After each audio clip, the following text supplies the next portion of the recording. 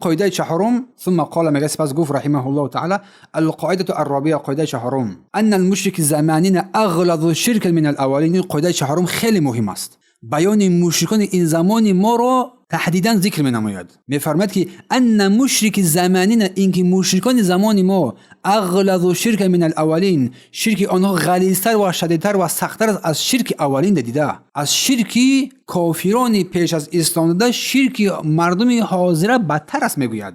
دلیلش رو از آیه‌های قرآن با ذکر می‌نماید. این اصل است. میگه این اصل از اصول‌های دین است، این قاعده نیست. برای اینکه در شیخ قاعده‌اش گفت القاعده اول چه بود است؟ ان مشرک زمان، اینکه مشرک زمان ما یعنی مشرک زمان ما یعنی مشرک زمان خود شیخ. از وفات شیخ چند صد سال گذشته است. قرن 12 اون که بعد آن بود چی باشد با حال زمان ما که اینقدر باز فسادی با بیشتر شده است. اغلظ یعنی شدیدتر و غلیظتر است. لان الاولین یشرکون فی الرخاء و یخلصون فی الشده. دلیلش میارد چون که مشرکان اولین در آسوده حال شرک می آوردند و هنگامی که شدت سختی بر آنها می رسید آنها به سوی پروردگار باز می گشتند. یعنی هنگام شدت به سوی پروردگار باز می گشتند. هنگامی که آسوده حال بودند غیر الله را عبادت نمودند. هنگامی که سختی برای آنها میگشت می آمد تنها به سوی پروردگار باز میگشتند، تنها امید رحمت او داشتند، تنها با اخلاص او را دعا میکردند، از او طلب میکردند. اما هنگامی که آسوده حال میشدند غیر الله را عبادت نمودند. برای این فرمود که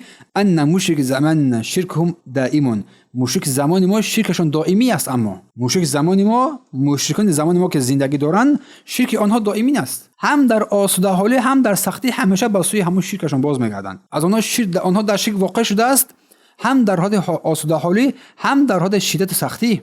بلکه در حال شدت سختی مشرکان زمان پیش به سوی الله باز میگردند، اینا برعکس به سوی همون بتای خودشون باز میگردند، به سوی همون شیخ‌ها و پیرها خودشون باز میگردند. مشرکان پیشین آنها در حال سختی، آنها در حال راحتی و آسایشی و رخایی شرک میکردند، یعنی غیر الله را عبادت میکردند. اما در حالت سختی باشه، اگر بر آنها سختی می آمد، مصیبت می آمد، دشواری می آمد، شدت می گرفت، مانند خطر غرق شدن بر بحر، تنها با اخلاص با سوی پروردگار باز می گشتند. اما مشرکان زمان ما چی؟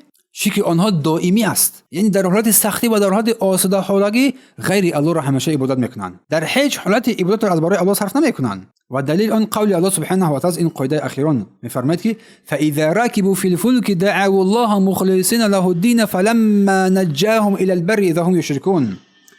چون مشرکان که با کشتی سوار می شدند الله را با اخلاص در دین می خواندند، عبادت میکردند، اما چون آنها را الله از این چیز رهایی بخشد باز دیدی که باز شرک می آوردند، دیدی که باز به سوی شرک باز گشتند. و قول الله سبحانه و تعالی فاذا ركبوا، این به سوی اشاره به سوی مشرکان است. هنگامی که با کشتی سوار می شوند، هنگامی که در سمالات سوار می شوند زمان ما، از ترس غرق شدن در کشتی، از ترس افتیدن از آسمان، وقتی که در کشتی موجها تلاطم می شود، وقتی که در آسمان یگان مشکلی پیدا می شود و احساس مرگ رو می کنند، در حال به سوی الله باز می گردند.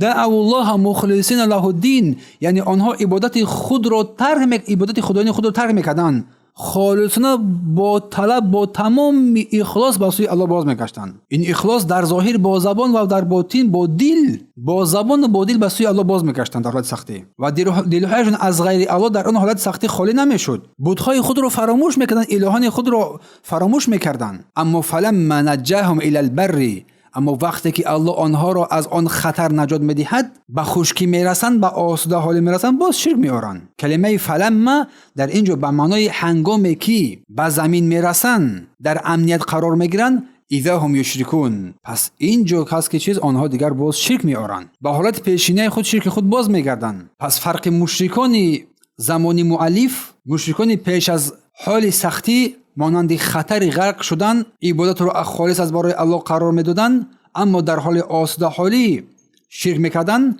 اما مشرکان زمان مؤلف که این چند صد سال پیش بود، حتی در حال سختی به سوی الله مراجعت نمیکردند، به سوی همون شیخ‌ها و پیرا و قبرهای خود باز میگشتند، عبادت الله را فراموش میکردند. پس همین است که میفرماید که مشرکان زمان پیش، مشرکان زمان ما بدتر است از مشرکان زمان پیش دیده، از مشرکان زمان پیش دیده. خلاصه این قاعده چهارم، اصل چهارم از این آیه کریمه نشان می‌دهد که مشرکان پیش در حال مصیبت اخلاص داشتند، در حال مصیبت سختی ها اخلاص داشتند، اما مشرکان زمان مؤلف یا مشرکان زمان ما با بدتر هست، در همه حالات، در حالت رخایی، در حالت آشدهالی و سختی در شرک خود باقی میمونن. پس این نشون میدهد که این مشرکان زمان ما بسیار پلیدتر و شدیدتر و غلیظتر و خبیثتر هستند کن از مشرکان زمان پیش دیده. این از قاعده چهارم که در آخر چگو فاذا هم یشرکون، هنگام آشدهالی شرک میارن، هنگام سختی با سوی پروردگار باز میگردن. اما مشرکان زمان ما باشه چیز همیشه در آشدهالی و در سختی الیاذ بالله اونها با سوی آن شیخا و پیرا و قبرها و واسه آن کسا باز میگردن، همیشه از آنها امید رحمت دارن، نه از الله سبحانه و تعالی. و برای همین اگر هر کسی که عملهای شرک را انجام داد، الیاذ بالله اعمالش حبطه میشود و از جمله هلاک شدگان قرار میگیره. در قاعده اول و دوم ذکر نمودم اینها رو. برای همین این قاعده خیلی مهم هستند. الله خیرتون دهد. چون شرک پیشینیان در حالت سختی با سوی الله باز میگشتند، اما شرک زمانی ما همیشه در سختی و در آسوده حالی انجامش میدهند. در راحت به غیر الله رجوع میکنند، در سختی هم به غیر الله دعا میکنند. از این رو شرک زمان ما بدتر و شدیدتر است از شرک پیشینیان، زیرا مشرکان حد اقل در حالت سختی مشرکان زمان پیش با سوی الله باز میگشتند و رجوع میکردند و عبادت و خلاصان برای او انجام میدادند. اما مشرک زمان ما برعکس این قاعده بیان میکند که توحید تنها با اقرار بر ربوبیت که الله آفریدگار است محدود نمیشود، بلکه اساس آن اخلاص در عبادت است. هر کسی که در عبادت به غیر الله مراجعت کند او را شرک فرا گرفته است. حتی اگر در ظاهر خود را مسلمان هم بشمارد. پس این قاعده عظیم، مشرکان زمان ما از مشرکان پیش در شرک سخت‌تر و بدتر هستند، زیرا از پیشینیان در حالت سختی به سوی الله باز میگشتند با اخلاص، اما مشرکان زمان ما باشد به هیچ وجه به سوی الله سبحانه و تعالی باز نمیگردند.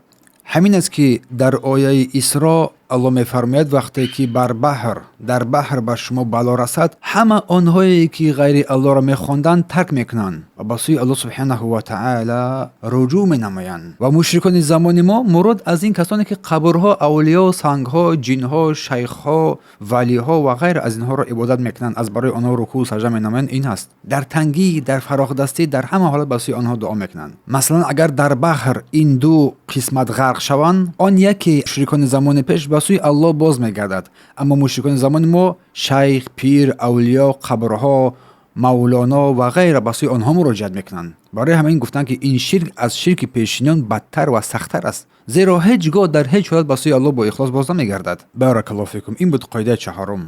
در اینجا درس رو بهتون میرسانیم از این کتاب مبارک، 4 قاعده. سبحانك اللهم و بحمدک اشهد ان لا اله الا انت استغفرک و اتوب الیک. و دعا میکنیم که پروردگار دین ما را که اساس کارهای ماست اصلاح نما و دنیای ما را که اساس زندگی ما در آن است اصلاح نما، آخرت ما را که بازگشت ما به سوی توست پروردگار اصلاح نما، زندگی ما را برای ما افزایش همه خیر و نیکی قرار بده و مرگ رو برای ما پروردگار رهایی از همه بدی ها قرار بده. پروردگار گذشتگان ما را عفو و مغفرت بساز از مؤمنان و مسلمانان. پروردگار با درستی که ما با نفس های خود ظلم و ستم بیشتر زیاد کردیم، اگر تو ما را نبخشی نم عمر پروردگار ما از جمله زیانکاران قرار میگیریم. پروردگار تو پاک و منزه از هر عیب و نقصان هستی و حمد و سپاس ستایش تو را میگیم و گواهی میدیم که هیچ معبودی بجز تو نیست و تو سزاوار عبادت هستی. پروردگار با سوی تو توبه میکنیم. و صلی الله تعالی علی نبینا محمد و علی آله و صحبه و سلم.